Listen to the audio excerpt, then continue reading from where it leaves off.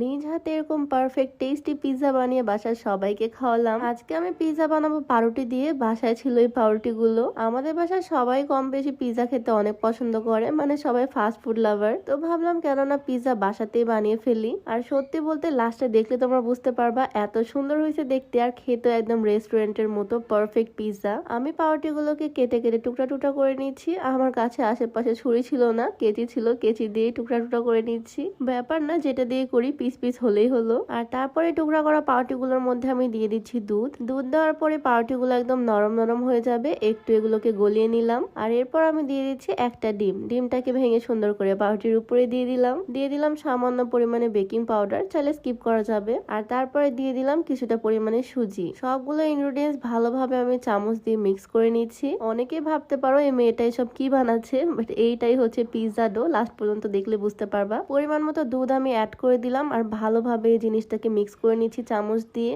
ভালোভাবে দুধ অ্যাড করলে পাউরুটি গুলো গলে যাবে আর ভালোভাবে এটা মিক্স হয়ে যাবে। কিছুক্ষণ মিক্স করার পর এই হচ্ছে ডোটার ফাইনাল লুক। এটাকে আমি কিছুক্ষণের জন্য রেস্টে দিব। এর মাঝখানে আমি আরো কিছু কাজ করে নিব। ছোট ছোট করে চিকেন পিস আমি কেটে নিছি পিৎজার টপিংস এর জন্য, যেহেতু আমি করতেছি চিকেন পিৎজা। আর তোমরা দেখলে বুঝতে পারবা মাত্র 10-12 মিনিটের মধ্যে এই পিৎজাটা রেডি হয়ে যায়। খুবই কম সময় লাগে, একদম ইনস্ট্যান্ট পিৎজা। আর তোমরা যারা লম্বা হতে চাচ্ছ, কোন রকমের সাইড এফেক্ট ছাড়াই মাসে 2 থেকে 3 ইঞ্চি পর্যন্ত উচ্চতা বাড়তে চাচ্ছ, তোমরা চাইলে এই হাইট গ্রোথ প্লাস সাপ্লিমেন্টটা ট্রাই করতে পারো। এটাতে যে উপাদানগুলো ব্যবহার করা হয়েছে প্রত্যেকটাই প্রাকৃতিক উপাদান। আর এটা বাংলাদেশের বিএসটিআই কর্তৃক অনুমোদিত হয়। এটাতে কোনো রকমের সাইড এফেক্ট নাই। এটা বানিয়ে খাওয়ার প্রসেসটাও খুবই সিম্পল। 1 গ্লাস গরম দুধের মধ্যে 1 চামচ পরিমাণে সাপ্লিমেন্ট গুলিয়ে মিশিয়ে খেয়ে নিলেই হবে। তো এইটা তোমরা পেয়ে যাচ্ছ শেক অ্যাভিনিউ ফেসবুক পেজে। তাদের পেজটা আমার ডেসক্রিপশনে মেনশন করে দেওয়া থাকবে, চাইলে ভিজিট করে আসতে পারো। তো এই ছোট ছোট মুরগির মাংসের টুকরাগুলোর মধ্যে আমি বাটা মশলা, গুঁড়া মশলা, লবণ সবকিছু দিয়ে দিলাম। লবণ, হলুদ, মরিচের গুঁড়া আর বাটা মশলা এই কয়েকটা ইনগ্রেডিয়েন্টসই দিছি। আর ভালোভাবে হাত দিয়ে মিক্স করে নিচ্ছি। যেহেতু একদম ছোট ছোট টুকরা করে কাটা, তাই এটা ম্যারিনেট করতে রাখার কোনো দরকার নেই, একদম সাথে সাথে ভেজে ফেললেই হবে।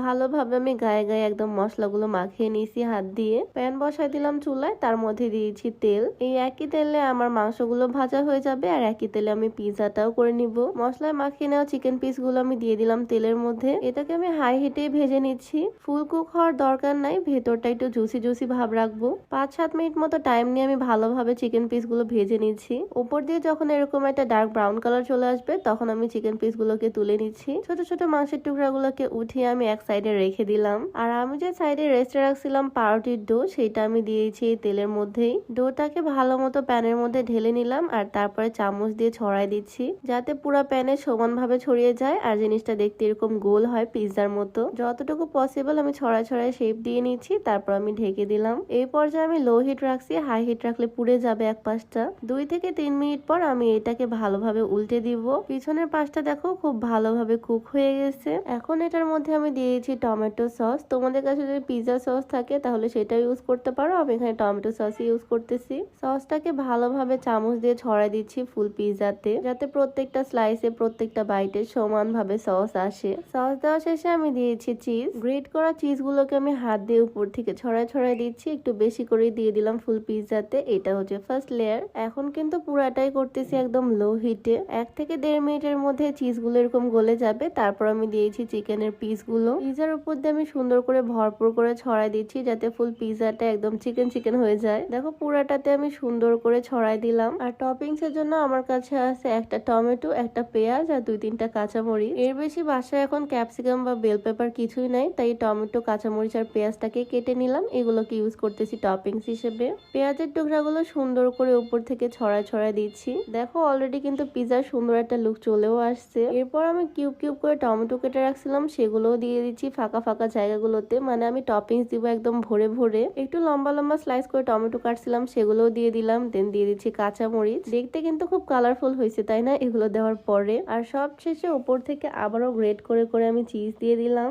এই তো আমার পিৎজা অলমোস্ট রেডি। সব ইনগ্রেডিয়েন্টস ইউজ করা শেষ। তারপর আমি আবারও ঢাকনা দিয়ে ঢেকে দিচ্ছি 1-1.5 মিনিটের জন্য। আর ফাইনালি এই হচ্ছে আমার পিৎজার ফাইনাল লুক। একটা প্লেটে আমি তুলে নিলাম। দেখো কতটাই আমি লাগতেছে দেখতেই। আমি তো আর ওয়েট করতে পারতেছি না কখন এটা খাবো।